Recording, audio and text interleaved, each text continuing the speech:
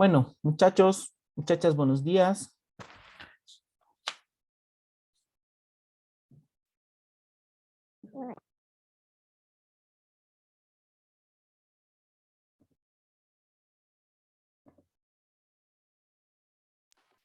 Buen día, licenciado.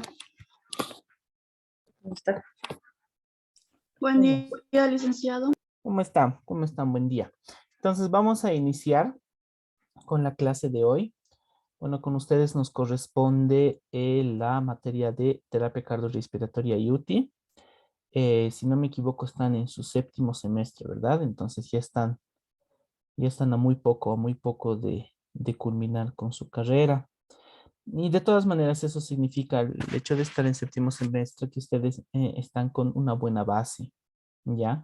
En cuanto a fisiología, fisiopatología, evaluación de diferentes enfermedades cardiorrespiratorias, ¿ya? Entonces, de todas maneras, las clases están pensadas, están diseñadas para que podamos nosotros comprender cómo vamos a iniciar en realidad el abordaje de patologías cardiorrespiratorias, el abordaje inicial en primera instancia del paciente en unidades de terapia intensiva.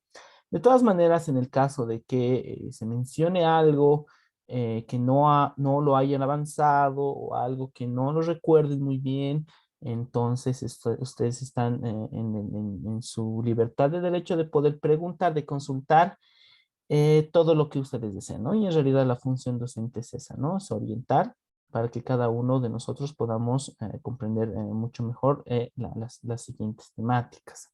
¿Listo? Me voy a presentar, soy el licenciado Julio César Meavi Tarifa, soy fisioterapeuta kinesiólogo y les voy a acompañar durante toda esta materia. En primera instancia, lo que vamos a realizar, bueno, y es en realidad una instrucción que nos ha dado la dirección académica de la universidad, voy a empezar presentándoles el plan de la materia, voy a mostrarles cuáles son los temas que nosotros vamos a avanzar durante todo este periodo, cuáles van a ser las fechas de nuestras evaluaciones sumativas, de nuestra evaluación final, y también les voy a mostrar cómo va a ser la calificación, es decir, la evaluación sumativa que vamos a tener durante este semestre. Muy bien. Entonces,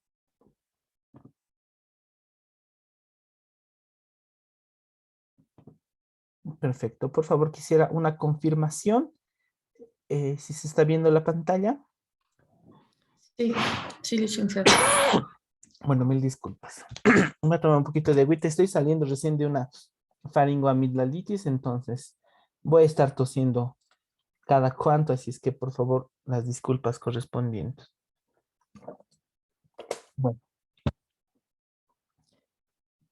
bueno, la materia que corresponde a nosotros pues es terapia cardiorrespiratoria y UTI, ¿no? El abordaje de estos pacientes.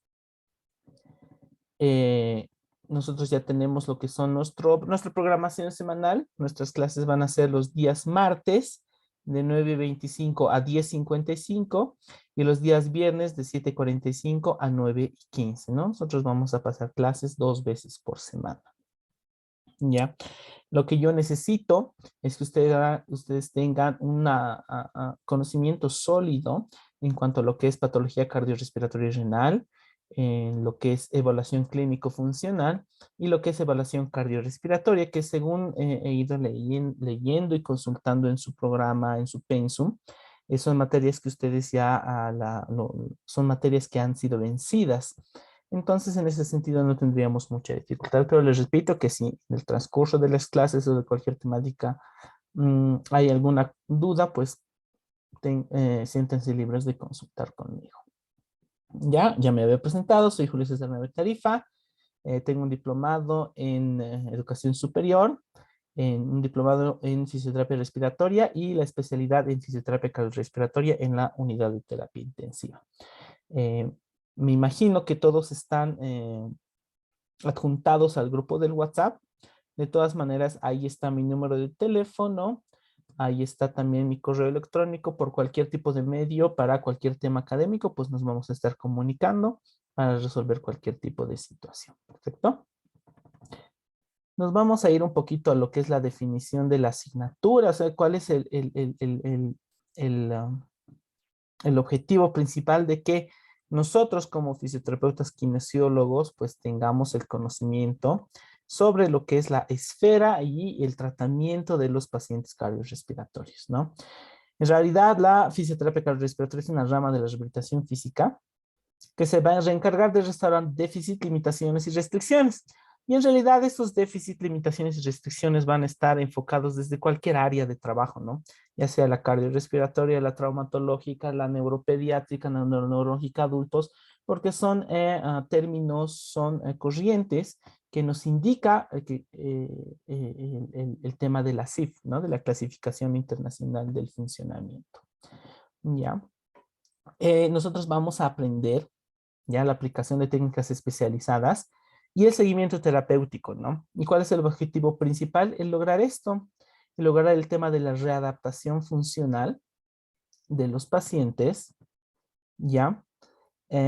Para poder sobrellevar y poder mejorar la calidad de vida de los mismos pacientes, ¿no? Eh, una ventaja, bueno, no ventaja, no, una característica en realidad de los pacientes con patología cardiorrespiratoria es que cuando sus enfermedades son demasiado crónicas o presentan deterioros muy rápidos, deterioros orgánicos muy rápidos, pues estos pacientes tienden a tener, para poder sobrevivir, el tema de tener o estar en un sistema de ventilación mecánica, ¿no? Entonces, esos son los pacientes que cumplen los criterios para poder entrar a las unidades de terapia intensiva, que si bien son pacientes críticos, perdón, son pacientes con inestabilidad hemodinámica en algunos casos o con falla multiorgánica sistémica, hay escenarios, hay parámetros, hay banderas rojas en las que nosotros como oficios vamos a poder actuar, ¿no? Y básicamente en esferas neurológicas, en esferas motoras, en esferas cardiorrespiratorias.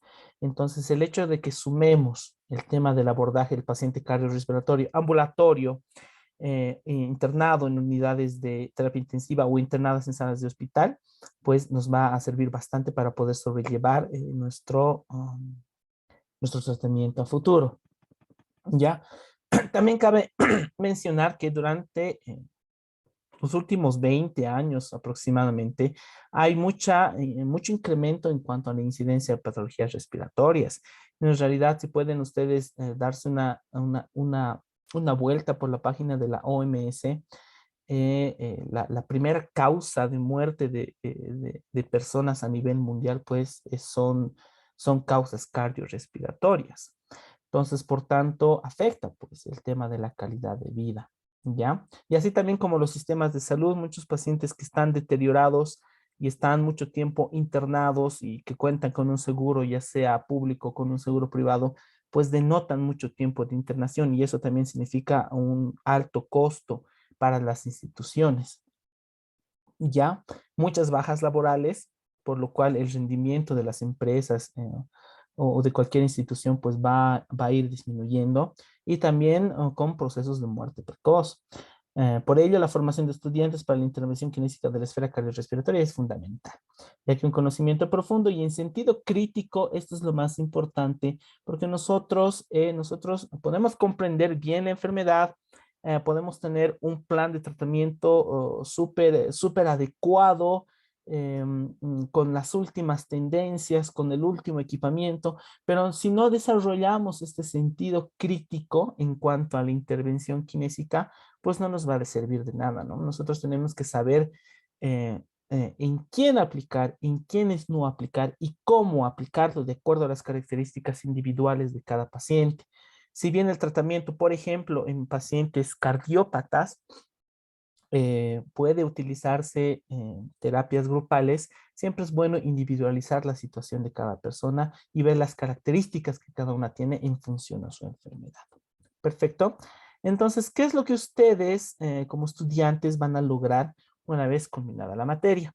Pues después de superar la materia de fisioterapia cardiorrespiratoria y UTI, él y la estudiante será capaz de aplicar diferentes técnicas kinésicas cardiorrespiratorias Van a poder identificar y prescribir programas de entrenamiento aeróbico y desarrollar programas de rehabilitación cardíaca y pulmonar en base a la evaluación y a los diagnósticos kinésicos, ¿no? Esa es la competencia que está pensada para todos ustedes, ¿ya?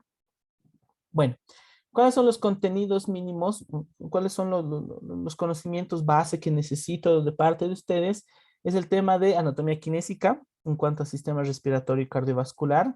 El tema de patología cardiorrespiratoria, necesito que sepan, estén bastante orientados en cuanto a la fisiopatología de las enfermedades pulmonares y cardíacas. Si nosotros comprendemos cuál es este mecanismo patológico por el cual se desencadenan los diferentes tipos de enfermedades cardiorrespiratorias, pues entonces nuestro abordaje kinésico va a ser mucho más fácil y ustedes se van a dar cuenta por qué. Si nosotros reconocemos qué es lo que está mal, entonces es muy fácil determinar qué hacer para que eso ya no esté mal. Entonces eso es primordial. No sé en qué semestres han llevado esas materias, pero sería bueno que poco a poco vayan dándole una revisada, un poco de retroalimentación para que podamos estar con los conocimientos un poquito más sólidos. La mente humana es bastante frágil y nosotros podemos tener el conocimiento, podemos saber de varias cosas, pero muchas veces cuando se deja el hábito de la lectura, pues nos olvidamos y eso nos pasa a todos. Pero siempre que nos demos unos 10 o 15 minutos de repasar algo que ya habíamos previamente analizado, pues se generan pues buenas conexiones neuronales, entonces vamos a poder aprender mejor el tema. Bueno, el tema de evaluación cardiorrespiratoria. Para aquí necesito que me sepan lo que es la ecuación del movimiento respiratorio, la semiología pulmonar y cardíaca y el tema de interpretación de exámenes complementarios, ¿no? Que lo más importante que necesito que ustedes puedan comprender es el tema de lectura de radiografías, de lectura de tomografías y la lectura de análisis laboratoriales, principalmente lo que es la gasometría, ¿ya? En el caso, como les digo, les repito por tercera vez que no comprendamos estos temas, pues pregúntenme, inclusive podemos tener un pequeño repaso a nivel de las clases, ¿ya? Entonces, hemos dividido la materia en tres partes, ¿ya? Una primera parte que vamos a desarrollar todo lo que es el abordaje kinésico en pacientes con patología cardíaca en primera instancia. Una segunda parte en la que vamos a abordar el tratamiento kinésico de pacientes con patología respiratoria. Y una tercera parte que vamos a tocar el tema del tratamiento kinésico inicial en los pacientes en la unidad de terapia intensiva. ¿Ya? Lastimosamente la carga horaria de la materia no es muy amplia, por lo que hemos tenido que cortar la duración de algunos temas o en todo caso eliminar algunos temas. Pero vamos a hacer todo lo posible como para aprovechar el tiempo al máximo, de que podamos ganar algunas clases más, cosa de que podamos reforzar algunos temas. Muy bien. Entonces nuestro primer tema por el que vamos a iniciar es los métodos para la rehabilitación y la reeducación de la función cardíaca. Como les había dicho, primero vamos a tomar el abordaje kinésico en pacientes cardíacos, ¿ya? Vamos a ver lo que es la respuesta fisiológica al ejercicio aeróbico. Si no me equivoco, también tienen una materia en semestres anteriores que es fisiología del ejercicio, entonces me imagino que están con una buena base. De todas maneras, vamos a ver la parte más primordial y enfocada hacia la rehabilitación cardíaca. Vamos a ver los diferentes métodos de entrenamiento aeróbico, los diferentes métodos de entrenamiento, la fuerza y la flexibilidad, y cuál es la manera correcta de hacer la prescripción del ejercicio físico terapéutico en pacientes cardiópatas, ¿ya? Porque tiene sus características de acuerdo a las secuelas o de acuerdo a el estadio de la enfermedad cardíaca que tengan estos pues, pacientes.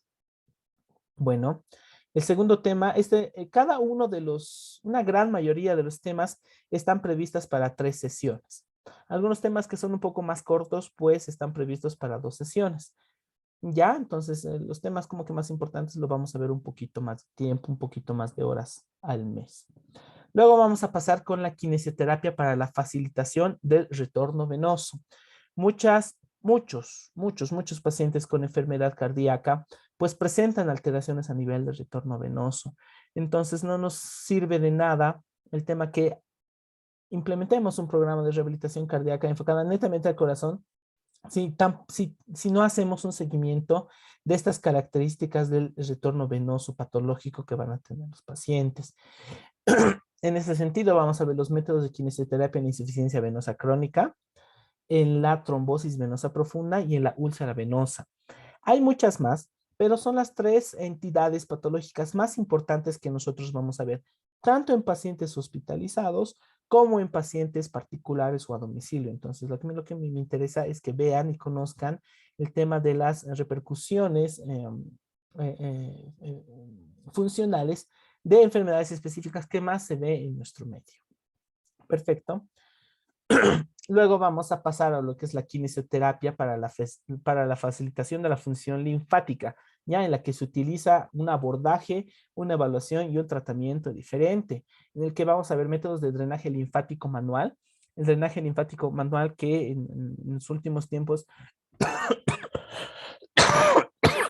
mil disculpas, que en los últimos tiempos ha sido bastante utilizado en cuanto a la esfera dermatofuncional, en cuanto a la esfera estética, pero también nosotros tenemos que comprender que este drenaje linfático manual podemos aplicarlo y en realidad se aplica a pacientes con patología cardíaca, ¿ya?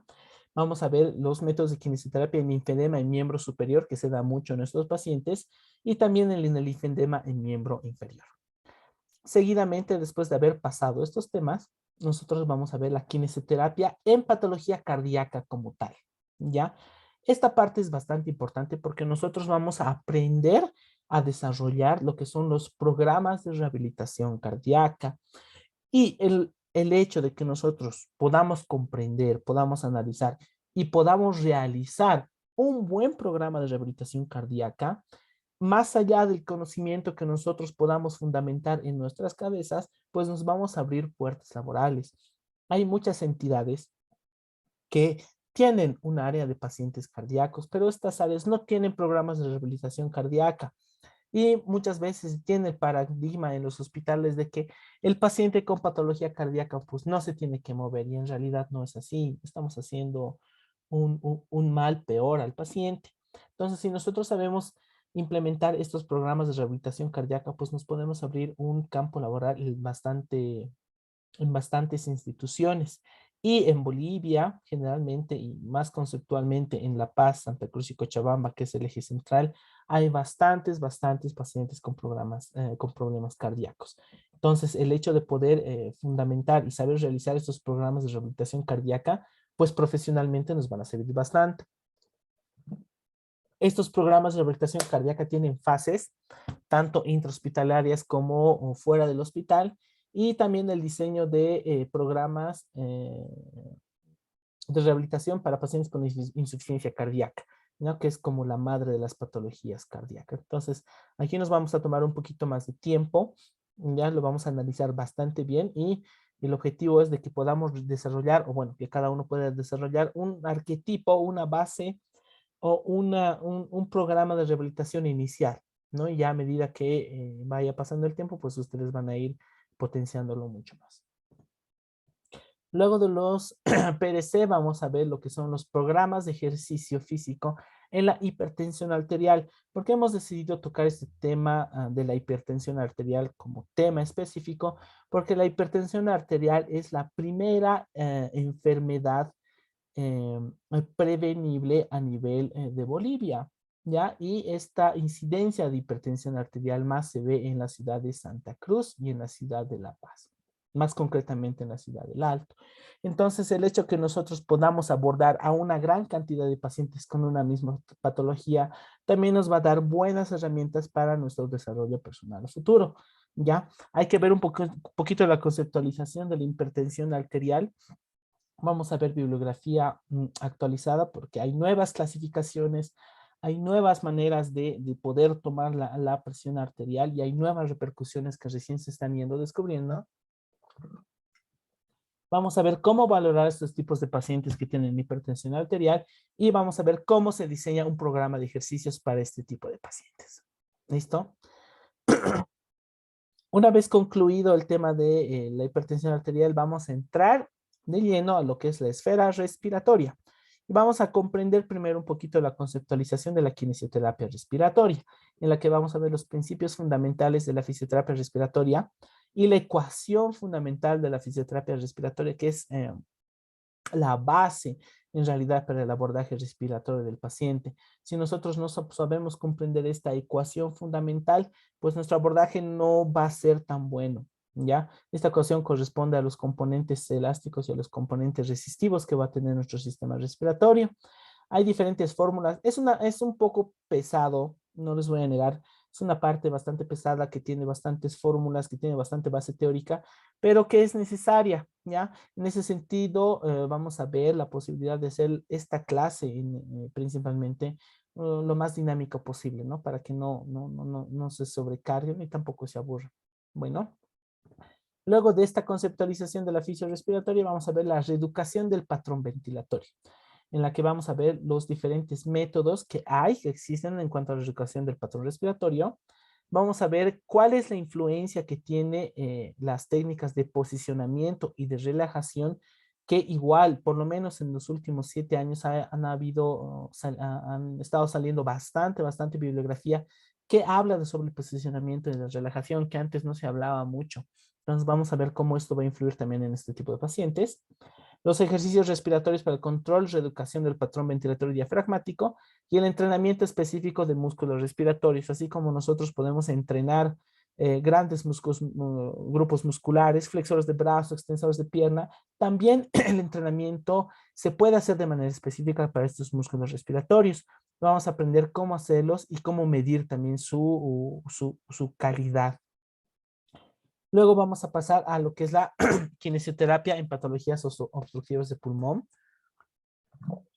en la que vamos a empezar a ver lo que son los componentes de programas de rehabilitación pulmonar como tal, en la rehabilitación que se tiene que hacer en los pacientes con EPOC, comprendiendo al EPOC con las enfermedades más importantes como son la bronquitis, el asma, el enfisema pulmonar.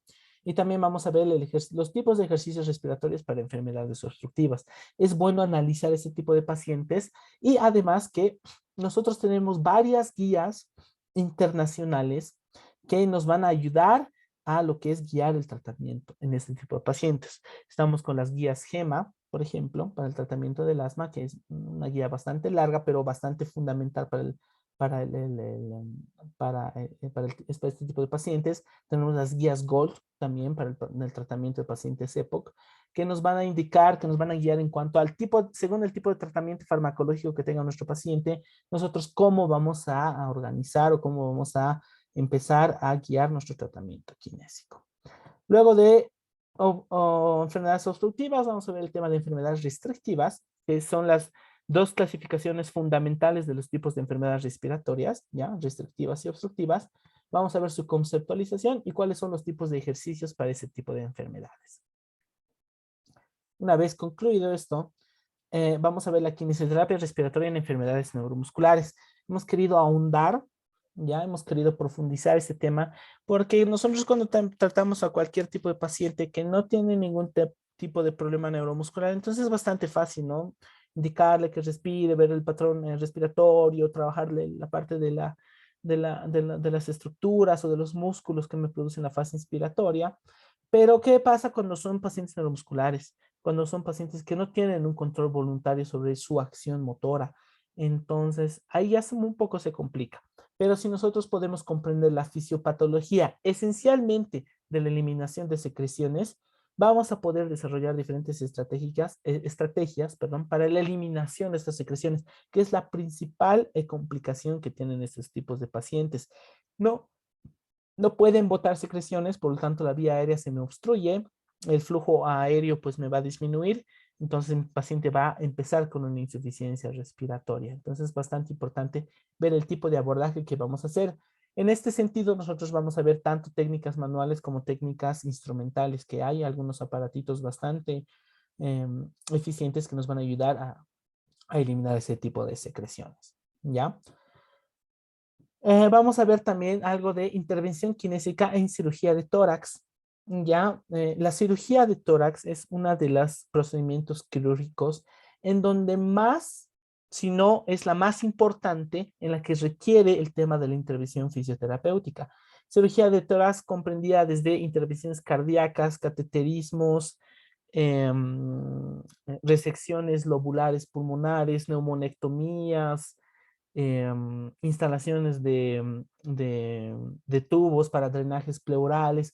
Entonces es bastante importante, es bastante amplia esta esta esfera, por lo tal nosotros tenemos que poder comprender cuáles son las generalidades sobre la cirugía de tórax, las principales en las que nosotros más vamos a poder intervenir quinésicamente y luego hacer nuestro plan de tratamiento, ¿no? ¿Cómo vamos a abordar este tipo de pacientes?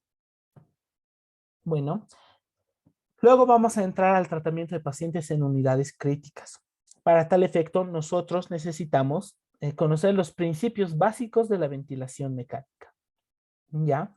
En este sentido, vamos a ver cuáles son las bases fisiológicas de la ventilación mecánica, porque un paciente intubado, un paciente con traqueostomía, está con una asistencia ventilatoria externa. Por tanto, la fisiología, tanto cardíaca como pulmonar y también renal, se va a ver afectada, va a haber un cambio sustancial en este tipo de fisiología. Nosotros tenemos que poder comprender estos cambios fisiológicos para poder nosotros empezar el tratamiento. Vamos a ver cuáles son los tipos de ventiladores y los modos de ventilación mecánica. Hay muchos modos de ventilación mecánica. Nosotros tenemos que comprender cuáles son, cómo se diferencian y cómo cada uno de estos modos ventilatorios va a afectar o no nuestra terapia respiratoria. Y vamos a ver las funciones de la fisioterapia respiratoria en pacientes con ventilación mecánica. En realidad, en los pacientes que están en unidades de terapia física, de terapia intensiva, perdón, el abordaje no solo es respiratorio, ¿ya? Se maneja esferas neuromusculares, motoras, tegumentarias, ventilatorias. Por lo tanto, es un campo bastante amplio, pero nosotros nos vamos a enfocar un poco a la parte respiratoria, a la parte cardiorrespiratoria como tal y a la parte motora. Ya si se nos da la oportunidad para ver un poquito más del ventilador mecánico, cómo se maneja, cómo podemos hacer maniobras que me mejoren la capacidad inspiratoria o que me mejoren la fuerza muscular de músculos inspiratorios, pues lo vamos a ver, ¿ya? Y si no, vamos a ver algún tipo de alternativa para que ustedes puedan comprender y puedan analizar estos tipos de procedimientos, ¿ya? Para luego terminar con lo que es la intervención kinésica en el paciente crítico. Vamos a ver un poco del monitoreo hemodinámico y ventilatorio, que nosotros lo tenemos que dominar bastante bien. Tenemos que saber cuándo mi paciente está hemodinámicamente estable o inestable, cuando mi paciente está con obstrucción de la vía aérea, cuando mi paciente está con una PIP muy alta o cuando mi paciente está con una presión pico muy alta. Nosotros tenemos que saber determinar eso. La principal secuela o la principal esfera de acción que nosotros vamos a tener en este tipo de pacientes es la debilidad adquirida en la UTI, ¿ya? El síndrome de debilidad adquirida en la UTI. Entonces, esto lo vamos a ver un poquito más profundo, ¿ya? Vamos a ver cómo se produce, cuál es la fisiopatología de la debilidad adquirida en la UTI. Vamos a ver cómo se diferencia el tema de las neuropatías como de las polineuropatías adquiridas en la UTI. Vamos a ver cómo abordar estos trastornos motores. También vamos a empezar a ver la intervención kinésica integral de los pacientes. Vamos a ver ya ahí un poquito de todas las esferas que les iba comentando. ¿Y qué es lo bueno? Que en estas unidades de terapia intensiva, pues nosotros tenemos bastantes herramientas y bastantes test que nosotros podemos aplicar a nuestro paciente con dos objetivos primordiales. Evaluar al paciente y segundo, ver cómo está evolucionando el paciente. Hay 5 o 6 herramientas que son bastante complejas, pero al mismo tiempo son bastante sencillas, bastante específicas y bastante sensibles. Entonces vamos a aprender, por ejemplo, la escala MBDC, vamos a ver diferentes tipos de escalas que nos van a ayudar a trabajar con esos tipos de pacientes, ¿no? Y el objetivo primordial es disminuir los días de ventilación mecánica y disminuir los días de hospitalización de estos tipos de pacientes. Y hay bastante material bibliográfico que eso corrobora nuestra función como fisioterapeutas. Bueno, entonces esos van a ser todas las temáticas que nosotros vamos a ver en cuanto a la patología cardiorrespiratoria y en UTI. Y esto es lo más importante para ustedes. Ya nosotros ya tenemos programadas nuestras fechas de la primera evaluación sumativa, la segunda evaluación sumativa y el examen final. Entonces, les pido aquí un poquito más de atención. Nuestra primera evaluación sumativa, nuestro primer parcial, está organizado para el 19 de abril, ¿ok? Y este primer parcial va a comprender la unidad, desde el tema 1 hasta el tema 5, ¿ya? Entonces, nuestra primer parcial está para el 19 de abril, del tema 1 al tema 5. Nuestro segundo parcial está organizado para el 7 de junio, ¿ya? Para el 7 de junio. Y va a comprender desde el tema 6 hasta el tema número 11, que es intervención clínica en cirugía de tórax. ¿Listo? Luego vamos a ver todo lo que es ventilación mecánica y UTI. Y nuestro examen final está organizado para el 28 de junio. ¿Ok? 28 de junio tenemos nuestro examen final. Nuestro segundo turno está organizado para el 1 de julio y la mesa de examen organizado para el 5 de julio. ¿Ya? Entonces son fechas importantes. Por favor, vayan anotándose, agendándose. De todas maneras, este plan que les acabo de presentar está ya en el Moodle. Entonces, en el caso de que quieran leerlo un poco mejor, quieran tenerlo ahí al lado de ustedes, pues pueden descargarlo del Moodle. Muy bien. ¿Cómo van a estar distribuidos nuestros puntajes? El primer parcial tiene un valor total de 35 puntos. Muy bien. Que está distribuido de la siguiente manera. El examen parcial como tal va a tener un puntaje de 20 puntos y la evaluación sumativa, vale decir, los controles de lectura, las tareas de investigación, las mesas de debate, la retroalimentación conjunta, los cambios de roles que nosotros hagamos, va a corresponder a 15 puntos. Obviamente, todas estas actividades que nosotros tengamos les vamos a avisar con el tiempo correspondiente. Todo va a estar subido, va a estar explicado, va a estar avisado en lo que es la plataforma del Moodle. Así es que por favor siempre vayan ingresando a la plataforma para poder estar al tanto de las novedades que nosotros tenemos.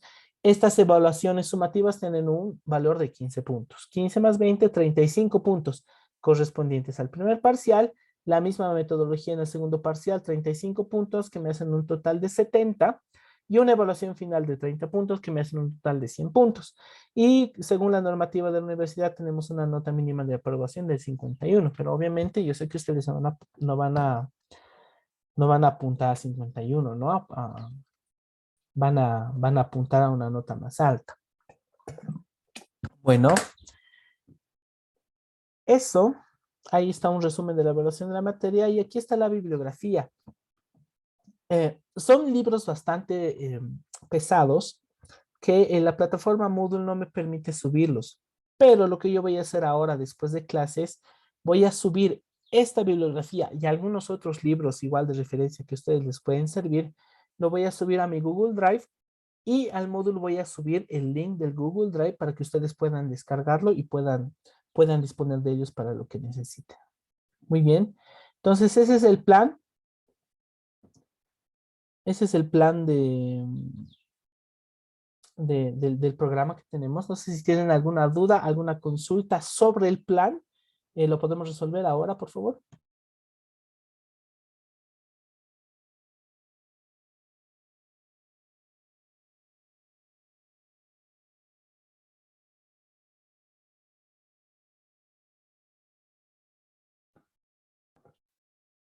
Bueno, entonces como está todo claro, vamos a empezar con la primer clase de hoy, ya que son los métodos para la rehabilitación y la readaptación de la función cardíaca. Pero antes de esto, por favor, voy a llamar lista, ¿sí? Por favor, bien fuerte me van a decir presente. Ricardo, Áñez Ramos Ricardo. Áñez Ramos Ricardo. No hay. José Ignacio Apaza Hurtado. Presente. José Ignacio, ¿no? Sí. Ya, perfecto, José. Gracias. José Ariel Araníbar Ortuño. José Ariel Araníbar Ortuño. No hay. Presente, presente. Ahí estás, perfecto, muy bien. Lionel Antonio Bellido Montaño. Presente. Hola, Lionel, ¿cómo estás? Marina ¿Cómo está, Betela. doctor? Presente, licenciado. Marina, ¿tu apellido se pronuncia Betela o Betella? Betela, Ah, ya, correcto. perfecto, gracias. Nicole Chapi Chávez. Presente, Lisa. Hola, Nicole, buen día. Elia Buen día. Cruz Ramos. Roxana Elia Cruz Ramos. Presente, Lisa. Mucha está de sueño la Roxana. Josué Nicolás Daza Salazar.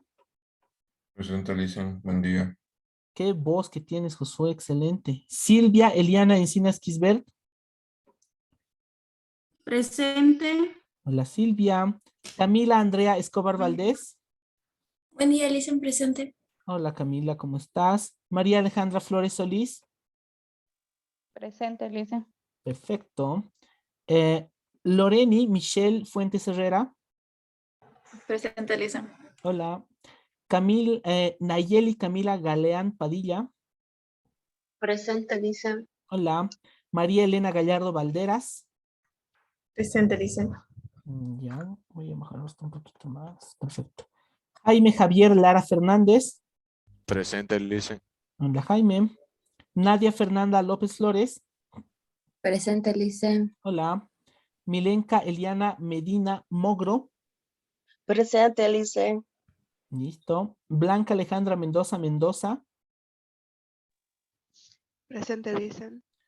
Ya. Blanca Alejandra Mendoza. Eso ya está. Noelia Montaño Cuellar. Presente, Lisa. Es la primera persona que estaba conectada. Luis Enio Pedraza Gil. Presente, Lisa. Janie Margarita Rodríguez Álvarez. Janie Margarita Rodríguez Álvarez. No está. Gabriel Salvatierra Céspedes. Presente, Lisa. Hola, Gabriel. Y Giselle Velázquez García. Presente, Lisa. Perfecto. Tenemos entonces 21. 21 ya. 21 y uno. Ricardo Áñez Ramos, ¿estás ahí? ¿Ya has llegado? ¿O nada? Nada. Y Janie Margarita Rodríguez tampoco. Ya. Perfecto. Entonces, algo que me estaba olvidando es que nosotros, los links de las clases van a estar siempre en la plataforma Moodle, ¿ya? En casos extremos, en casos independientes, vamos a pasar el link por el WhatsApp, pero siempre va a estar el link en el Moodle, ¿ya? Siempre, siempre lo vamos a poner. Nuestras clases están dispuestas a las 7:45. La plataforma, el Zoom va a estar habilitado desde las 7:40. ¿Listo? Y a las 7:50 vamos a empezar las clases con las personas que estén. ¿Ya? Entonces yo voy a tomar lista. No me gusta mucho tomar lista al inicio. Me gusta tomar lista al medio o al final o mediante yo hago preguntas. Así es que les voy a pedir por favor que siempre estén atentos. ¿Listo? Otra cuestión. eh, por lo general yo en mis clases tiendo a preguntar mucho, ¿ya? Entonces estén atentos porque voy a preguntar a cualquiera y al momento de su participación, por favor, les voy a pedir que activen sus cámaras, así nos conocemos un poquito mejor. Comprendemos que las plataformas ahora virtuales son bastante impersonales, pero el hecho de poder hablar y sentir que estoy hablando con alguien, lo puedo ver sin mover ahí en la computadora, pues es bastante reconfortante. ¿Listo? Entonces vamos a empezar con el primer tema de hoy. Tenemos clases hasta las 9:15, si no me equivoco, o 9:10, entonces tenemos tiempo para pasar la primera parte de nuestros temas.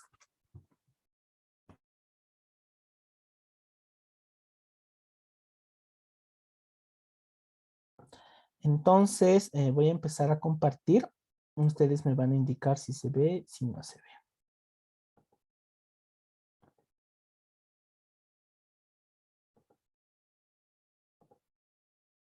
¿Se ve, no, muchachos, la pantalla?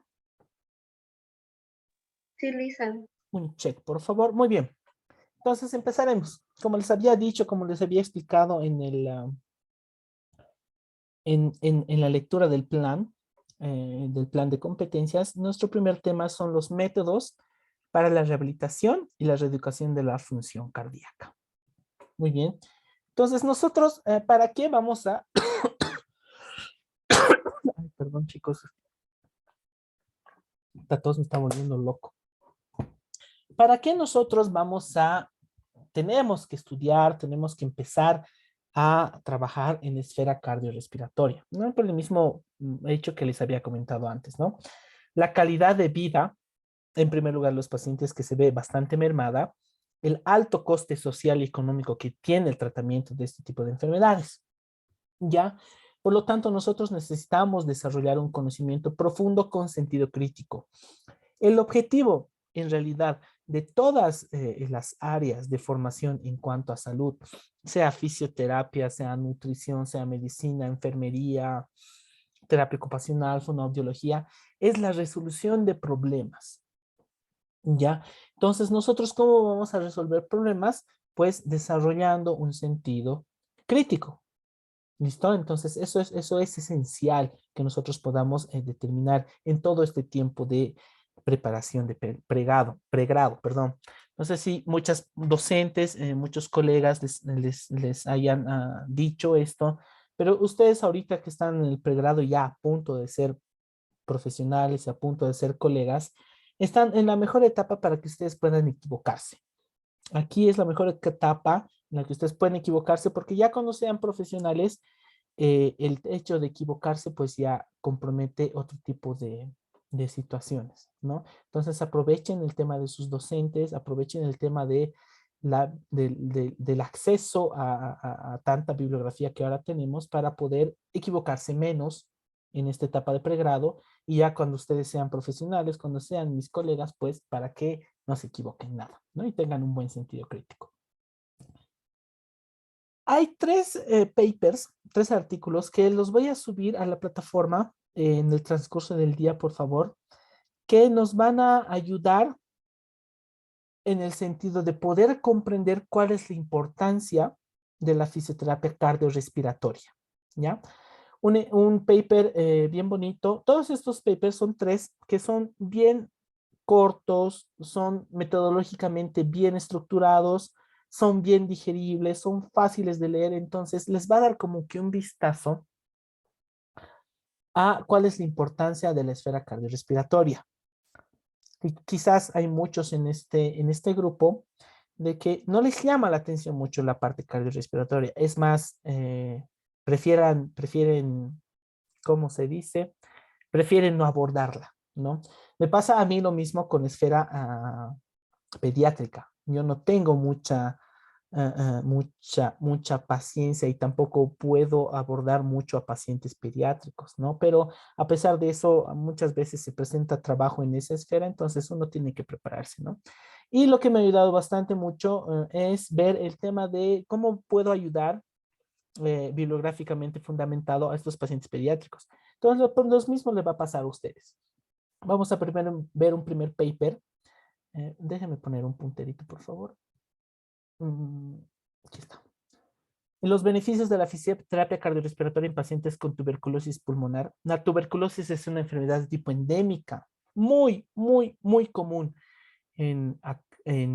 acá en Bolivia y bastante común en la ciudad de La Paz, en Oruro, en Potosí generalmente, ¿no? Entonces, este paper nos indica cuáles son los beneficios. Han tomado una pequeña muestra de pacientes y han desarrollado un programa de fisioterapia cardiorrespiratoria y han tenido bastantes variables con mucha mejoría, ¿no? Lo van a leer, lo voy a subir a la plataforma. Que denota lo que es el ejercicio aeróbico, perdón, en pacientes con falla cardíaca con y sin disfunción ventricular en un programa de rehabilitación cardíaca. Es un paper con una muestra de pacientes un tanto pequeña, pero con bastantes outcomes muy importantes y que se pueden resaltar dentro de toda la vida profesional. Eso es un paper si no me equivoco, de la Sociedad Española de Cardiología, pero que es muy bonito, lo van a leer, por favor. Y lo que ha estado de moda estos últimos ya 2 años, ¿no? el tema de la fisioterapia respiratoria en el paciente con COVID-19. Que si bien al principio, a inicios del 2020, cuando inició la pandemia, estábamos todavía un poquito en pañales. Yo durante el inicio de la pandemia estaba trabajando en La Paz, en el Instituto Nacional del Tórax, y al principio era terrible porque no sabíamos cómo abordar a estos pacientes.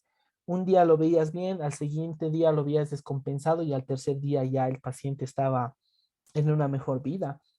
Entonces, el hecho de analizar primero la fisiopatología del COVID-19 y relacionarlo con la calidad de vida y con la funcionalidad que va a tener el paciente, pues es bastante importante. Esta guía sí es un poquito larga, pero nos da bastante evidencia sobre la función del fisioterapeuta en cuanto a la rehabilitación de la funcionalidad y la parte respiratoria en el paciente COVID-19. Entonces, 3 artículos, 3 papers muy bonitos, muy cortitos que los dejo en la plataforma, y cuando sáquense unos, no van a necesitar más de 10 minutos, quizás antes de dormir puedan leerlo, van a ver que van a ampliar un poquito su visión en cuanto a la parte cardiorrespiratoria. Muy bien, entonces, pasamos, ya. ¿Cuáles son los métodos para la rehabilitación y la readaptación de la función cardíaca? ¿Cuál es el objetivo primordial de todas estas técnicas, de todas estas maniobras, si quieren entenderlo así, o estos abordajes como tal? Es que, primeramente, nosotros tenemos que mejorar la capacidad física y funcional de los pacientes. ¿Ya? Los pacientes, porque por lo general tienen una patología cardíaca, cumplen las siguientes características. O son mayores de 50 años, en el mejor de los casos. Son personas con, precisamente que por el tema de la patología cardíaca tienen muy poca actividad física, rozando el sedentarismo. Y son personas que no les dan bastante importancia a la mejora de la capacidad física y funcional. Un problema que hay mucho en nuestra región, en nuestro país generalmente, y en Latinoamérica en general, es que estos pacientes tienden a pensar que la mejor alternativa de tratamiento es el reposo y la parte farmacológica, que está bien, que en realidad es una parte del tratamiento, pero la parte del ejercicio es bastante fundamental. Entonces, nosotros vamos a aplicar estos métodos para mejorar la capacidad física y funcional de los pacientes. En primera instancia, tenemos que mejorar y favorecer lo que es la calidad de vida que van a tener estos pacientes, porque como les había mencionado, estos pacientes tienden a no moverse. Entonces, si no se mueven, engordan. Si engordan, mis articulaciones sufren. Si mis articulaciones sufren, mi paciente no camina porque le duele. Entonces, ¿quién quisiera tener esa vida? ¿No? Entonces, mejorar la calidad de vida también va a significar mejorar el pronóstico de la enfermedad. Si son pacientes con insuficiencia cardíaca, con una clase funcional, qué sé yo, 2, 3, que no puede hacer mucha actividad física, nosotros tenemos que demostrarle que con un programa de ejercicio aeróbico bien prescrito, adaptado e individualizado para cada paciente, se puede mejorar el pronóstico de la enfermedad. No es el fin del mundo como muchas personas piensan. Estos programas de ejercicio aeróbico sí o sí tienen que estar acompañados de ejercicios de fuerza y de resistencia, al mismo tiempo de flexibilidad y de equilibrio. Si se dan cuenta, es una esfera de ejercicio terapéutico bastante completa, pero que la base fundamental es la prescripción del ejercicio. ¿Perfecto? Vamos a pasar a la siguiente. Entonces, ¿cuál es la respuesta ya fisiológica que va a tener el cuerpo en cuanto al ejercicio? Pues esta respuesta fisiológica va a estar en función a 4 parámetros fundamentales que tiene que cumplir cada paciente. Primero, el nivel de aptitud física. Nosotros no podemos emplear un programa de ejercicio aeróbico intenso a una persona que mide 1,60 y que está pesando 95 kilos. No está en una buena aptitud física, pero eso no significa que tu paciente no va a poder realizar el ejercicio. En realidad lo va a poder hacer, ¿no? Pero nosotros tenemos que adaptar a este tipo de paciente de acuerdo a su nivel de aptitud física. Una parte importante también es ver la edad del paciente.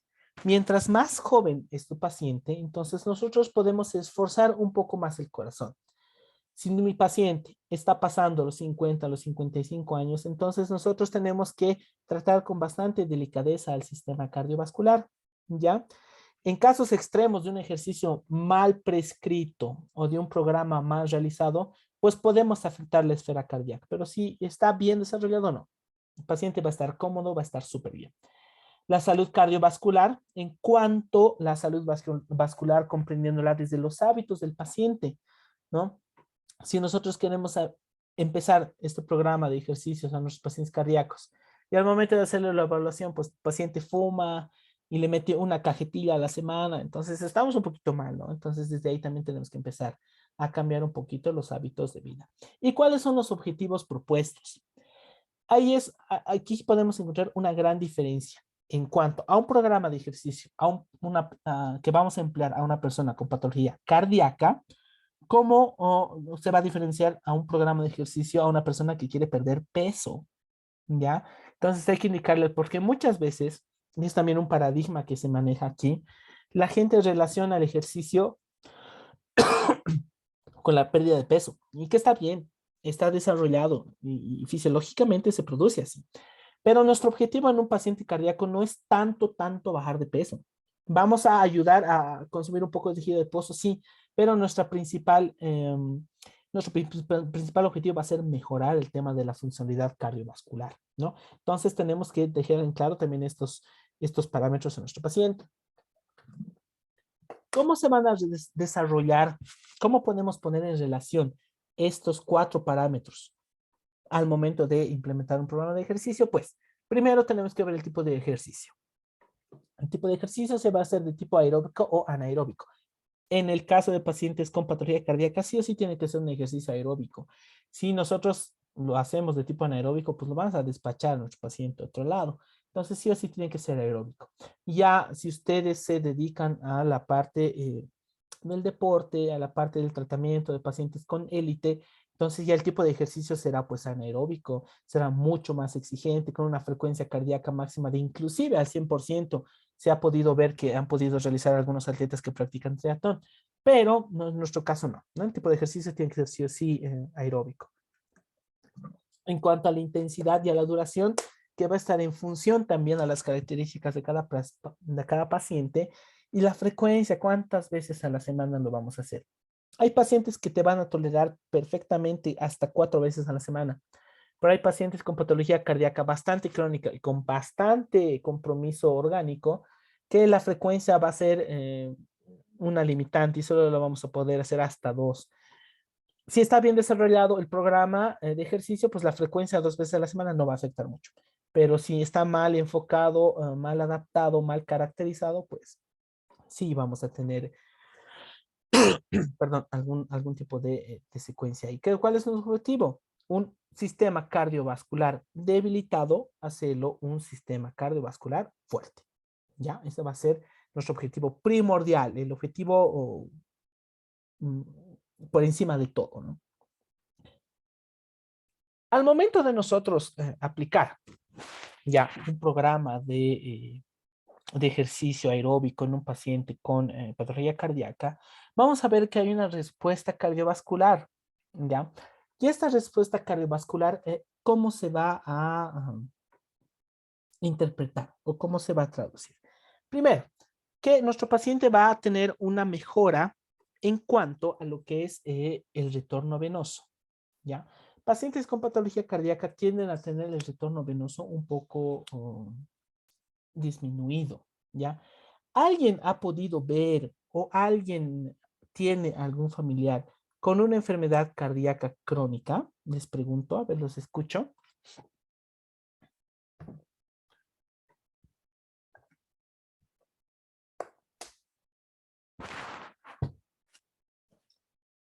¿Nadie? ¿Todos tienen familiares sanitos? Bueno, si es así, está perfecto.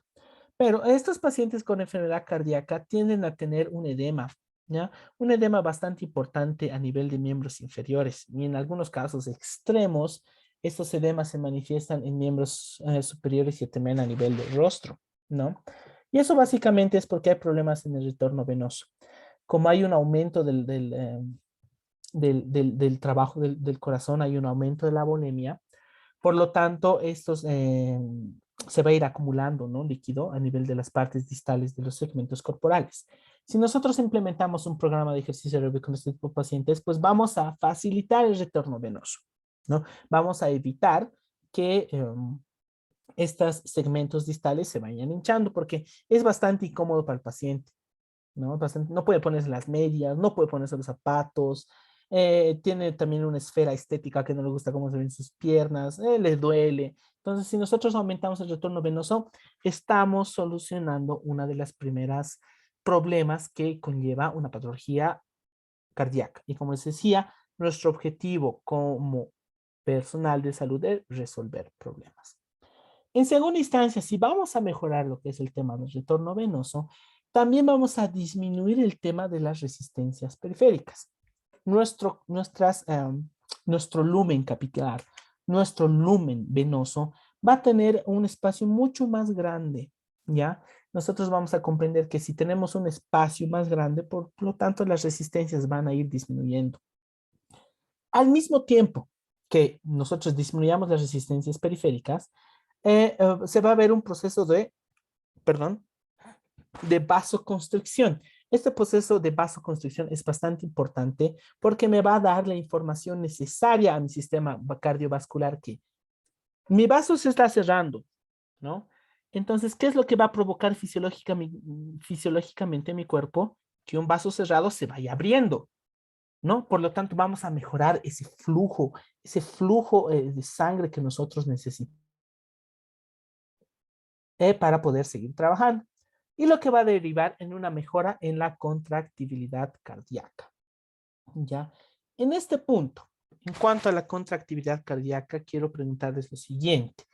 ¿Qué es el gasto cardíaco? ¿Alguien me puede decir qué es el gasto cardíaco o qué entiende por gasto cardíaco? Los escucho, muchachos.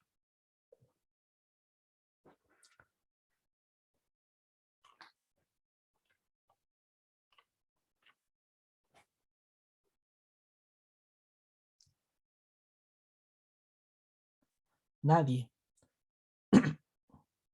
Bueno, vamos a... Deme un segundito. Listen, Sí, Josué, te escucho. vendría a ser el volumen de sangre que el corazón expulsa o bombea en un minuto. ¿Podría ser? Exactamente. Es la cantidad de sangre que el corazón puede expulsar en un minuto, ¿no? Se considera un valor normal entre 4,5 a 5 o a 6 ml por litros por minuto, ¿ya? Entonces, si nosotros mejoramos la contractibilidad cardíaca, pues vamos a mejorar lo que es el gasto cardíaco. Y a partir de aquí, ya, inicia lo que es la fisiopatología de la insuficiencia cardíaca. ¿Ya? Les voy a así decir a grosso modo cuál es esta fisiología, la fisiopatología de la insuficiencia cardíaca. A mí me gusta mucho tomar el tema de fisiopatología de cualquier tipo de enfermedad porque es como un cuentito. No es como un cuento que se va desarrollando y que tiene un final. Puede tener el final bueno o puede tener el final malo. Entonces, si ustedes comprenden la fisiopatología de cualquier tipo de enfermedad así como un cuentito, pues la van a comprender bien. Cuando un paciente tiene una insuficiencia cardíaca, ¿qué es lo que va a producirse primero? Una disminución del gasto cardíaco. Josué nos acaba de indicar que el gasto cardíaco es la cantidad de sangre que el corazón puede bombear. Entonces, si mi gasto cardíaco disminuye, también disminuye mi cantidad de sangre bombeada. Eso pasa primero. Si tengo una menor cantidad de sangre bombeada, tengo un menor gasto cardíaco, eso va a significar que vamos a tener menos perfusión tisular. ¿Qué quiere decir eso? Le vamos a dar menos oxígeno a nuestros diferentes órganos y sistemas. El cuerpo va a darse cuenta que nuestros órganos no están recibiendo mucho oxígeno, entonces va a decir, algo está pasando con el corazón, no está funcionando bien, por lo tanto vamos a activar nuestros sistemas neurohumorales. Esos sistemas neurohumorales corresponden a lo que es la vasoconstricción periférica, que es donde se empieza a desarrollar el tema de la volemia y por eso se producen los edemas en pacientes cardiópatas. Si mi cuerpo no está bombeando sangre, aparte estoy activando sistemas neuromorales, hay vasoconstricción, hay aumento de volemia, entonces el corazón va a decir, ¿qué está pasando? Voy a trabajar más. Entonces el corazón empieza a latir más, empieza a tratar de bombear más y se va a producir una sobrecarga en el corazón. Esta sobrecarga al corazón, que me está trabajando más a pesar de que no puede, me va a provocar la liberación de diferentes elementos, de diferentes inflamadores sistémicos, ¿no? Como ser el principal, el TN-alfa se llama, ¿no? El factor de crecimiento tumoral. También las interleuquinas de tipo 6, diversos tipos de citoquinas. Y esta liberación de estos proinflamadores me van a afectar a la contractibilidad cardíaca. Mi corazón, que primero no me bombeaba sangre, que segundo se estaba sobreesforzando de más, al último no se va a contraer. Entonces mi paciente está instaurando una insuficiencia cardíaca, ¿ya? Entonces desde ahí parte lo que es esta respuesta cardiovascular y cómo va a afectar a la mejora del gasto cardíaco, por lo tanto, a un mejor flujo, una mejora en la distribución del flujo y una mejora en la contractibilidad cardíaca. Hasta ahí, chicos, ¿estamos bien? ¿Estamos todo claro?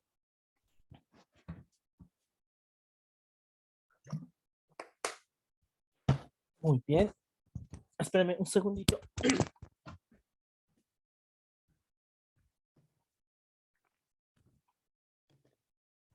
Ya, ahora sí, continuemos. Cuidado, me pase la hora, tengo miedo. Ya. Bueno, continuamos con la respuesta fisiológica al ejercicio. Para que nosotros ya podamos tener una respuesta fisiológica adecuada al ejercicio, pues tenemos que tener un equilibrio, ¿ya? Un equilibrio comprendido entre el aporte de oxígeno, ¿ya? Y un equilibrio en cuanto al consumo de oxígeno como tal. En cuanto al aporte de oxígeno, podemos ver el tema de la distribución del oxígeno a nivel arterial. Podemos ver el tema de la disociación del oxígeno, esto comprendido mucho mejor desde el entendimiento de la curva de disociación de la hemoglobina y también el tema del flujo sanguíneo coronario. Si cumplimos estos tres factores, entonces estamos aportando de una buena cantidad de oxígeno al corazón como tal. Pero este aporte también tiene que estar de la mano con el consumo de oxígeno. Por lo tanto, tenemos que estar con una buena frecuencia cardíaca, con buenos niveles de presión arterial y con una buena contractibilidad. Entonces, estos elementos son los que se van a sumar y tienen que estar en equilibrio para que mi respuesta fisiológica al ejercicio sea mucho, mucho mejor, mucho más tolerada en realidad por los pacientes. Luego vamos a hablar un poquito de lo que es la resistencia cardiovascular, ¿sí? Esta resistencia cardiovascular va a estar entendida o comprendida, mejor dicho, por la redistribución que va a tener nuestro gasto cardíaco, ¿no? Como estamos mejorando nuestro gasto cardíaco, entonces también tenemos que distribuirlo de mejor manera, ¿ya? Ay, perdón. Esta resistencia cardiovascular principalmente va a estar dada por tres factores. Ejercicios dinámicos, ejercicios que requieran bastante movimiento. Segundo, que me involucren grandes grupos musculares, ¿no? Como el caso de la imagen que estamos viendo. No, al momento de saltar, esto es un tipo de ejercicio pliométrico en realidad, pero si se dan cuenta, activa una gran cantidad de músculos, de grupos musculares extensores de pierna, activación del núcleo abdominal, estabilización del tronco mediante la espalda, impulso con los brazos. Entonces estamos activando grandes músculos musculares. Esto va a repercutir en una mejor resistencia cardiovascular. ¿Y cuál es el objetivo? Que esta respuesta, estos ejercicios dinámicos de grandes grupos musculares sean prolongados y sin fatiga. Aquí sí podemos ver un poquito de contradicción porque puede ser prolongada, sí, pero a pesar de que nosotros vamos a tener vamos a tratar a un paciente, un deportista de élite con una buena capacidad aeróbica y vamos a emplear un programa de ejercicio, a la larga, así esté preparado, va a presentar algo de fatiga, ¿no? Pero ¿qué es lo importante? Que esta fatiga no me cause diferentes alteraciones malas, ¿no? Como por ejemplo el hecho de respirar mal y que esto me produzca una acumulación de cristales de ácido láctico a nivel muscular, ¿ya? Entonces, no tanto así sin fatiga. Puede haber fatiga, pero tiene que ser una fatiga controlada, una fatiga que no me provoque ningún tipo de malestar en el paciente. Y esta resistencia cardiovascular me va a dar diferentes cambios a nivel neurológico, ya que la esfera neurológica me va a controlar y va a ser la responsable de estos cambios a nivel cardiovascular, tanto por el envío de información como la regulación también del sistema endocrino y también bioquímicos. Aquí en bioquímicos vamos a hacer una pausa. Alguien, por favor, que me diga o que sepa qué es la función endotelial. ¿Alguna vez han escuchado? ¿Alguna vez les han enseñado qué es la función endotelial? Muchachos, los escucho.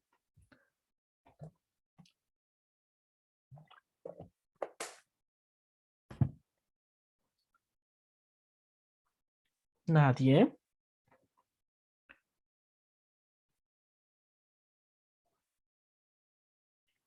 María Gallardo, ¿estás ahí? Sí, Lisa. ¿Sabes qué es la función endotelial? ¿Alguna vez has escuchado o más o menos puedes saber qué es? Mm. Tal vez lo que es la dilatación del tejido vascular. Ya, tiene algo de relación, está muy bien. ¿Alguien más que quiera aportar algo sobre la función endotelial?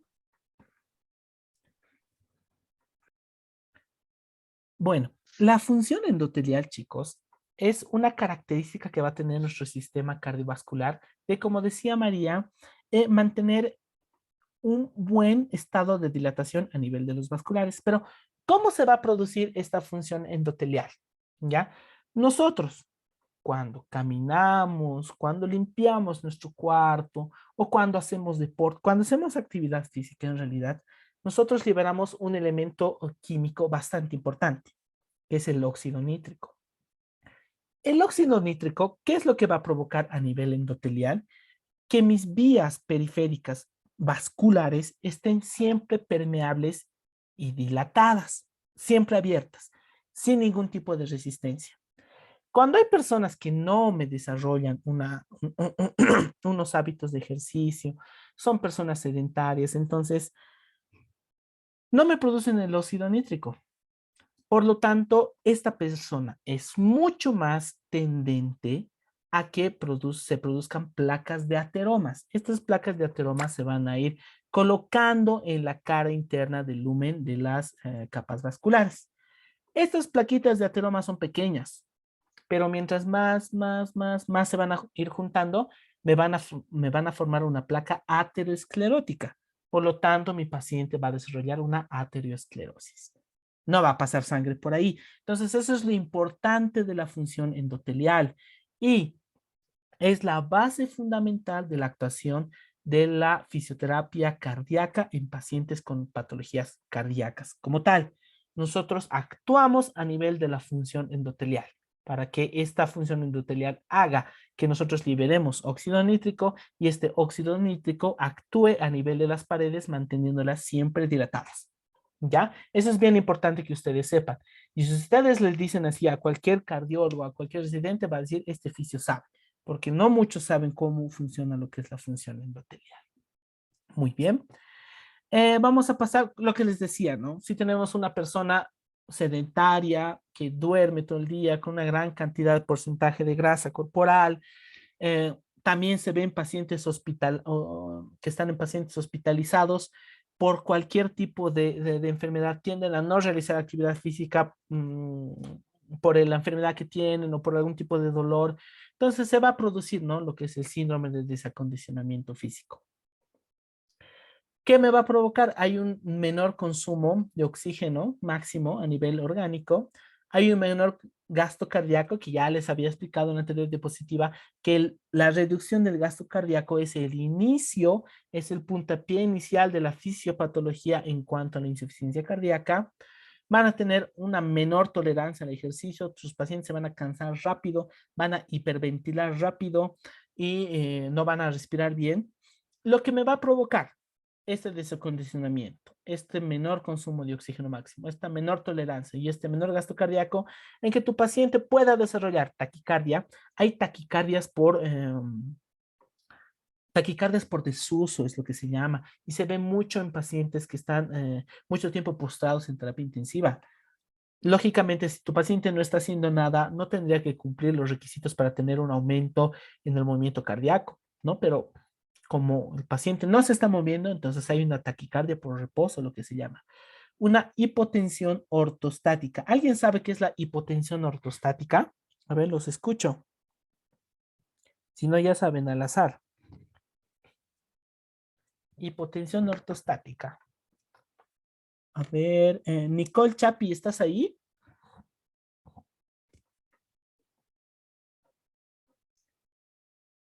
Nicole.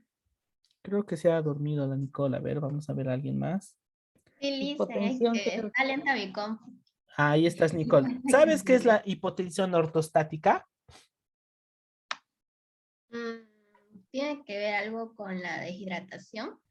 Ah, más o menos. A ver, ¿alguien más? Muy bien, gracias. ¿Alguien más? ¿Qué es la hipotensión ortostática? Lisa, buenos días. Hola, buen día, dime. Bueno, donde recuerdo un poco la hipotensión a consecuencia de la posición del paciente, en este caso el decúbito, Ya, su presión, a consecuencia de esa posición, va a estar constantemente baja, la presión ya, arterial. Eso perfecto. no sé si esté orientado, pero me acuerdo que era algo así. Está perfecto, está muy bien desarrollado. En realidad, no sé si alguna vez les han pasado, les ha debido pasar también a ustedes que están tranquilos, disfrutando de un día libre, están echados en cama y de repente hay una emergencia, ¡pum! Se levantan rápido, ¡pum! Se van a levantar y se van a marear, ¿no? Porque el cuerpo se ha adaptado a la presión arterial, se ha adaptado a una posición de su cuerpo. Están ustedes recostados. Pero si de golpe, ¡pum!, se me levantan, entonces se van a marear. Ese mareo se produce por un periodo de hipoperfusión cerebral. No me está llegando mucho oxígeno al cerebro, por lo tanto me mareo. Es un mecanismo de compensación del cerebro, decir, che, mareate, no te muevas mucho porque te vas a caer, ¿ya? Eso es la hipotensión ortostática. Muy común en pacientes en terapia intensiva. Y una manera de poder controlar o de poder saber si tu paciente se va a marear o no se va a marear es poder calcular lo que es la presión arterial media. Lo vamos a ver un poquito más adelante. Si tu paciente no se mueve, va a ser más propenso a desarrollar procesos tromboembólicos, ¿no? Una tromboembolia a nivel de miembros inferiores, ese trombo se va a desprender, me va a ir a los pulmones y me va a dar un desenlace fatal, ¿no? Y en el peor de los casos, una isquemia miocárdica, en el caso de que no va a llegar corazón, no va a llegar sangre al corazón, por lo tanto no va a haber flujo, no va a haber oxígeno y tu paciente va a tener un paro cardiorrespiratorio. Entonces esas van a ser las desventajas de no tener un programa de ejercicio aeróbico enfocado a lo que es la mejora de la resistencia cardiovascular. ¿Ya? Muy bien. Hay también, existe una respuesta respiratoria cuando nosotros empecemos con un programa de rehabilitación cardíaca, ¿no? Primero, que va a haber una mayor concentración de la PACO2, les voy a decir aquí, y la temperatura, va a aumentar la frecuencia respiratoria, va a aumentar el BT, ahorita vamos a ver qué es el BT, va a haber un mayor aporte de oxígeno y una mayor eliminación de CO2. ¿Alguien sabe qué es la PACO2? Este que se ve en el primer cuadrito, la PACO2, ¿alguien sabe qué es? Lisen, es la presión parcial del dióxido de carbono. Perfecto, es la presión parcial de dióxido de carbono. ¿Ya? ¿Y para qué nos sirve? Tú ves tu paciente, tú estás yendo a tratar a tu paciente y el médico residente te dice, por favor, fíjate cómo está su presión parcial de dióxido de carbono, no me está reaccionando bien. ¿Por qué será tan importante saber este parámetro?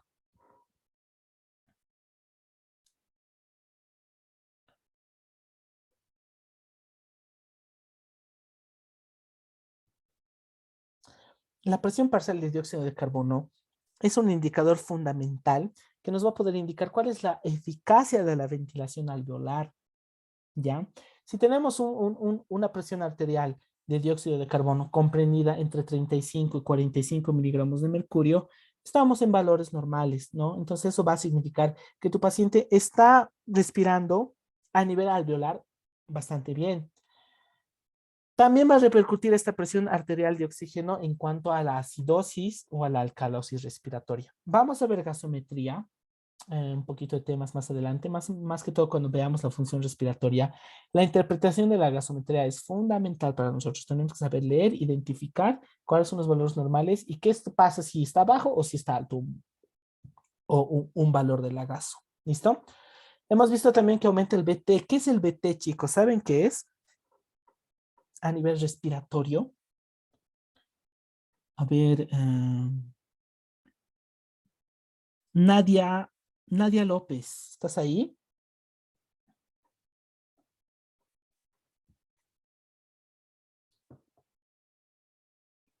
Nadia. Nos abandonó Nadia. Blanca Mendoza, ¿estás ahí? Sí, dicen. Hola Blanca. Sigue de sueño la Blanca. ¿Qué es el BT? Ahí está, mucho más fácil. ¿Qué es el volumen corriente?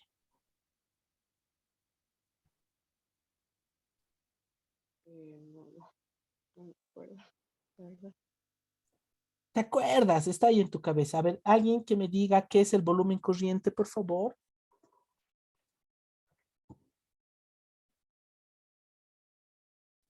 Dicen el volumen corriente es el volumen o la cantidad de gas que entra y sale a nivel de la respiración basal.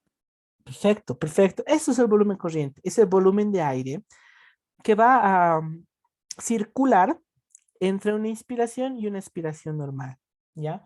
Valores normales del volumen corriente aproximadamente 500 ml o entre 6 a 7 ml por kilogramo peso, ¿ya? Nosotros vamos a aumentar al momento de hacer un programa de rehabilitación cardíaca, un ejercicio aeróbico en nuestro paciente cardiópata, pues vamos a aumentar este volumen corriente. Va a haber una mayor circulación de oxígeno, ¿ya? Entonces esta va a ser la respuesta respiratoria. Resumen, mayor cantidad de presión arterial de dióxido de carbono. No se preocupen si es mayor porque eso se va a eliminar. Un aumento en la frecuencia respiratoria. Básicamente se va a eliminar este dióxido de carbono por el aumento de la frecuencia respiratoria, un aumento en el volumen corriente y un mayor aporte de oxígeno a nivel tisular y orgánico como tal. Perfecto. Bueno, ahora vamos a ver los diferentes métodos de entrenamiento aeróbico que nosotros tenemos. Hay dos tipos de entrenamiento aeróbico, ¿ya? Los métodos de entrenamiento objetivos y los métodos de entrenamiento subjetivos, ¿ya? Estos métodos se van a diferenciar de la siguiente manera. Cuando nosotros hablamos de métodos de entrenamiento objetivos, estamos queriendo decir que para poder ver esta capacidad cardiovascular que va a tener nuestro paciente de reaccionar a programas de ejercicio aeróbico, van a estar fundamentados principalmente en el análisis de gases, ¿ya? Y el objetivo primordial va a ser estudiar la respuesta de diferentes variables fisiológicas. Se llaman objetivos porque nosotros vamos a poder analizar cuantitativamente y cualitativamente cuál es el estado y cómo va a reaccionar de manera eficaz nuestro paciente a un programa de rehabilitación en base de ejercicios aeróbicos, ¿ya? Hay muchos métodos, ¿ya? Ahí están escritos el porcentaje de consumo de oxígeno, los umbrales ventilatorios, el umbral de isquemia, el umbral láctico, la frecuencia cardíaca máxima, el método de Charcot-Marie, el incremento de 20 a 30 latidos por minuto de la frecuencia cardíaca basal y las ecuaciones predictivas por la edad, ¿ya? Nosotros vamos a describir tres: el porcentaje de consumo de oxígeno, la frecuencia cardíaca máxima, el método de Charcot-Marie y las ecuaciones predictivas para la edad. Si no me equivoco, ustedes ya han pasado el tema de fisiología del ejercicio. ¿Alguien sabe cómo se saca el porcentaje de frecuencia cardíaca máxima y el método de Charcot-Marie? En líneas generales, no importa si no la describen bien, pero quiero saber si tienen alguna base. Los escucho.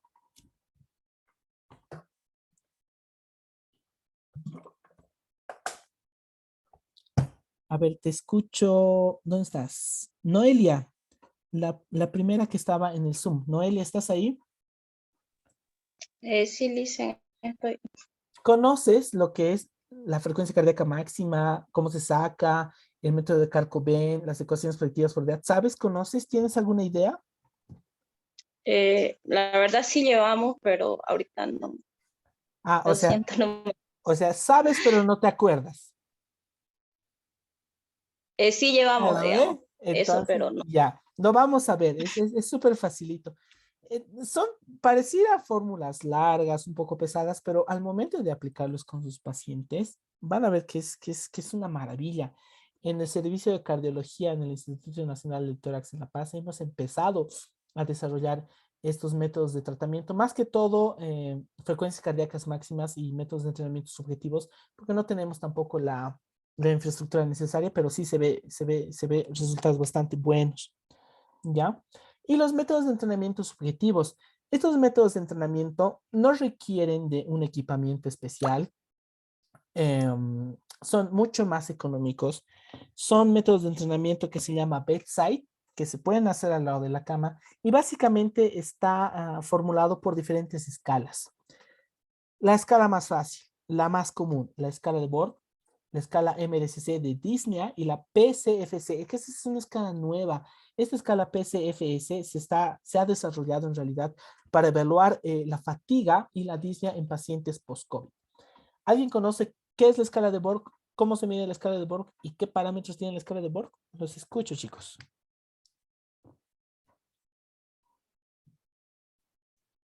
A ver, la última víctima va a ser Gabriel Salvatierra. ¿Dónde estás, Gabriel?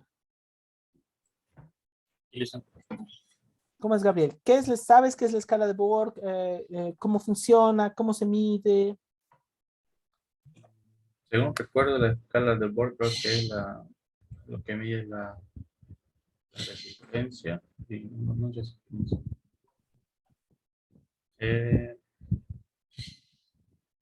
No me acuerdo muy bien, pero es con muscular.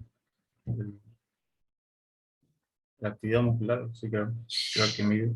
Ya. La escala de Borg es una escala subjetiva que te va a medir la sensación de disnea del paciente. ¿Ya? Es una escala que se mide del 1 al 10 y una modificada que se mide del 1 al 20. Es bastante importante conocer esto. Es como la evaluación, es como la escala de EVA, ¿no? Como la evaluación analógica del dolor cuando a tu paciente le muestras, ¿no? Porque en EVA tú tienes que mostrar cuánto te duele. 0 no te duele nada y hay una carita re feliz. 10 te duele hasta llorar y hay una carita llorando, ¿no? Lo mismo es la escala de Borg. Tú al paciente le muestras la escala, después de hacer ejercicio se le dices del 0 al 10, ¿cuánto te has cansado? Y ahí hay caritas felices, caritas cansadas, caritas transpirando. Parece infantil, pero son escalas muy útiles, ¿ya? Y que también las vamos a ver. Vamos a quedar ahí, chicos. Nos faltan los métodos de entrenamiento objetivos, con lo que es la ergoespirometría, la ergometría. Vamos a ver cómo se desarrollan, qué parámetros hay que tomar, qué variables tenemos que medir. Y luego vamos a continuar con una prescripción de ejercicio aeróbico. Ya el tiempo ya nos ha pisado, ya son las 9:15. Entonces lo vamos a dejar ahí. Esperen un ratito, voy a dejar de presentar. Estaba sin cámara, ¿por qué no me han dicho? Ya. Entonces, así chicos, vamos a dejarlo ahí, ¿ya? Nuestra siguiente clase es... ¿cuándo es nuestra siguiente clase? Estoy todavía un poquito volado con los horarios. Ahorita los despachos, chicos, quizás tengan más clases adelante. Creo que es martes, Lisa. Sí, tienes razón. El martes a las 9:25. El link va a estar en el Moodle. En el transcurso del día, por favor, espérenme para subir la bibliografía, para subir esos artículos que les había dicho para que puedan darle una lectura y nos veríamos el siguiente martes. Antes de terminar, ¿tienen alguna duda, alguna consulta o estamos todo claro?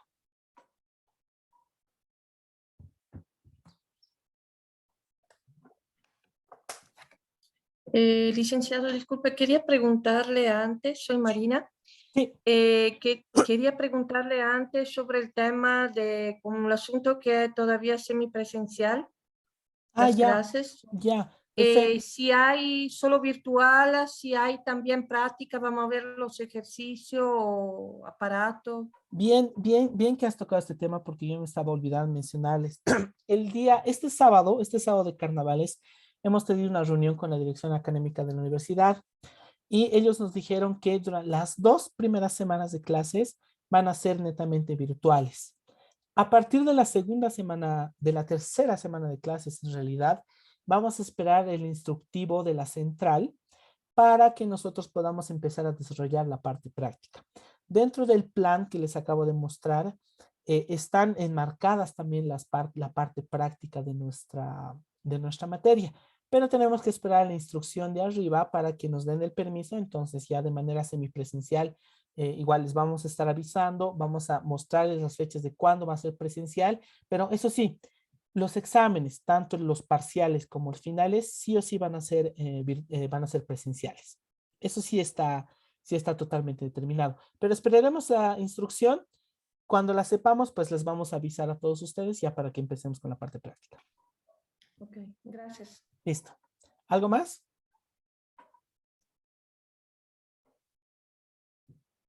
Bueno, entonces quedamos ahí, muchachos. Nos vemos el martes. Vamos a continuar el tema porque nos falta todavía terminar el tema y que tengan un buen fin de semana. Cualquier duda, consulta, ya saben, me escriben al WhatsApp, al correo o directamente en el Moodle, ¿sí? Chao, muchachos. Hasta luego, gracias. Hasta luego, Lisa. Chao, chao. Hasta luego, gracias. Luego, buen día.